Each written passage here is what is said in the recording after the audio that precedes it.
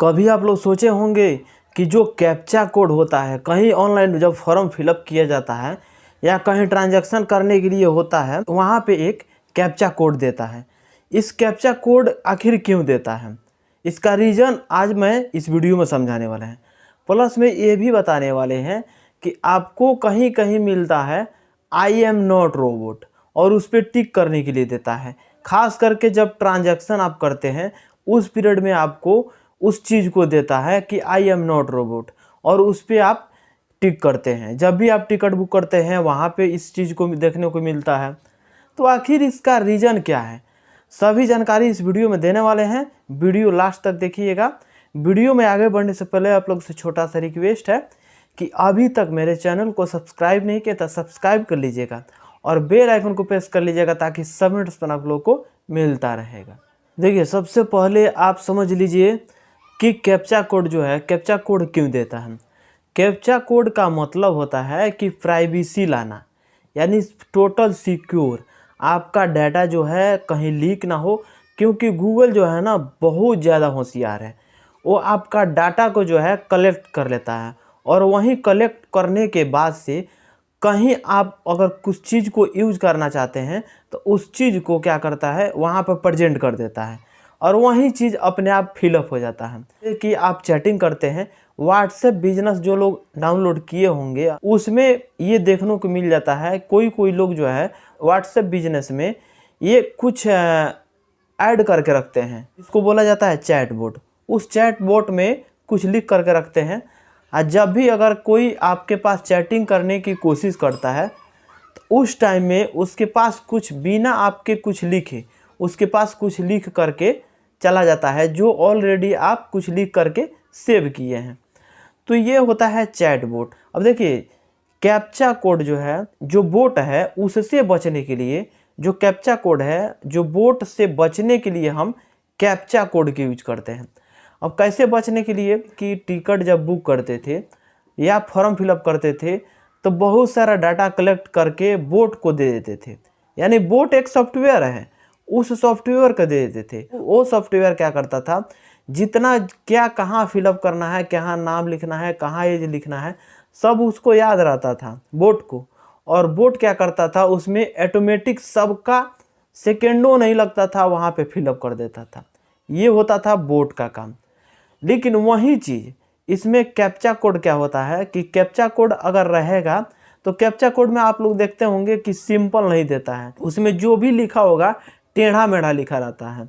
Yes लिखेगा तो इस डिज़ाइन का बनाएगा कि जो बोट है, बोट उसको पढ़ ना पाए। यानी एक खंड में जो लिखा है, आपका जितना डाटा है, मान लीजिए आप जो फिलअप कर लिए वो गूगल कलेक्ट कर लिया, लास्ट में जा करके आप कैप्चा कोड फिलअप करते हैं, और कैप्चा कोड में जो है ऐसा कोड लिखा रहता है कि आप पढ़ करके अंदाज़ा लगा सकते हैं कि ये चीज़ लिखा हुआ है। लेकिन वही बोट को जो है समझ में नहीं आएगा कि ये चीज़ का ये क्या लिखा हुआ है। और जब बोट को समझ में नहीं आएगा तो जो डाटा है आपका कलेक्ट नहीं कर पाएगा, उसके पास सेव नहीं हो पाएगा। तो ये जो आपका डाटा है वो कलेक्ट होने से बच गया। दूसरा आपको बता दूं कि अगर कहीं कहीं देखा जाता है कि जो बोट है, अब गूगल तो एक सिक्योर आपको कर दिया कि आप कैप्चा कोड डालिए, आपका डाटा कलेक्ट नहीं होगा। लेकिन वही चीज़ टिकट जब आप बुक करने जाते हैं, ये सब तो हो गया फॉर्म फिलअप करने के लिए। आप फॉर्म फिलअप कर रहे हैं, उस चीज़ को डाल रहे हैं, आपका डाटा कलेक्ट नहीं हो रहा है। लेकिन वही चीज़ को जब आप यूज कर रहे हैं टिकट बुक करने के लिए, तो टिकट जब बुक कर रहे हैं ना, तो उसमें जो है डाटा कलेक्ट करना अनिवार्य है। क्योंकि अब जो टिकट जब हम बुक करते हैं ना, तो टिकट बुक करते हैं तो एक महीने में मैक्सिमम 5 टिकट बुक कर सकते हैं। तो उसके लिए डाटा जो है आपका कलेक्ट हो जाए गूगल के पास कि आप कितना टिकट बुक कर रहे हैं, किस नाम से बुक कर रहे हैं, कहाँ से कहाँ तक का बुक कर रहे हैं, ये डाटा उसके पास कलेक्ट हो जाए। इसके लिए एक कोड आता है, उस कोड में सिर्फ लिखा रहता है I am not robot. I am not robot पे सिर्फ आप क्लिक कर दीजिएगा तो कहाँ कहाँ के लिए आप टिकट बुक किए हैं और आप कितना टिकट बुक कर दिए हैं अभी तक, उस सभी डाटा उसके पास चला जाएगा। आई एम नॉट रोबोट पे जब आप क्लिक करिएगा तब, और आप नहीं टिक करते हैं तो प्रोसेस जो है आगे भी नहीं बढ़ पाता है। आई एम नॉट रोबोट का जो है ऑप्शन है हर जगह नहीं आता है।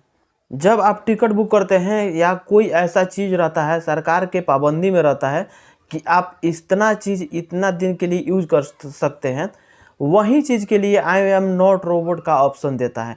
बाकी सब में एक ऑप्शन देता है क्या चीज़ का, तो कैप्चा कोड के लिए। और कैप्चा कोड जो है ऐसा कोड होता है जिसमें आपका टेढ़ा मेढ़ा लिखा रहता है और उसको जो है सब डाटा कलेक्ट कर लेगा, लेकिन वही कैप्चा की वजह से जो बोट होता है उसको कलेक्ट नहीं कर पाता है और गूगल के पास जो आपका पर्सनल जो इंफॉर्मेशन है वो गूगल के पास नहीं पहुंच पाएगा। तो इससे सेफ एंड सिक्योर आप रह सकते हैं। एक बार में एक फॉर्म फिलअप कर सकते हैं, वहीं बोट के वही कैप्चा के ही देन है, कैप्चा का ही देन है कि आप एक बार में एक ही फॉर्म फिलअप कर सकते हैं। वरना अगर ये कैप्चा कोड नहीं रहता तो बोट के जरिए एक बार में 1000 फॉर्म फिलअप किया जा सकता था, क्योंकि बोट ऐसा चीज़ है कि अगर एक बार डाटा कलेक्ट करके उसमें डाल दिए तो आपको उस वेबसाइट को खोलते मात्र में उसमें जितना सारा कहाँ क्या चीज़ भरना है सभी चीज़ बोट के माध्यम से भरा जाएगा। लेकिन बोट को बचाता है कौन, तो आपका कैप्चा कोड। कैप्चा कोड अगर नहीं रहता तो बोट से आपको कोई सिक्योरिटी नहीं मिल पाता। आशा करता हूँ ये जानकारी आपको अच्छा लगा होगा तो दोस्तों के पास शेयर कर दीजिएगा, एक लाइक कर दीजिएगा। मिलेंगे नेक्स्ट वीडियो में, आज के लिए बस इतना ही। जय हिंद।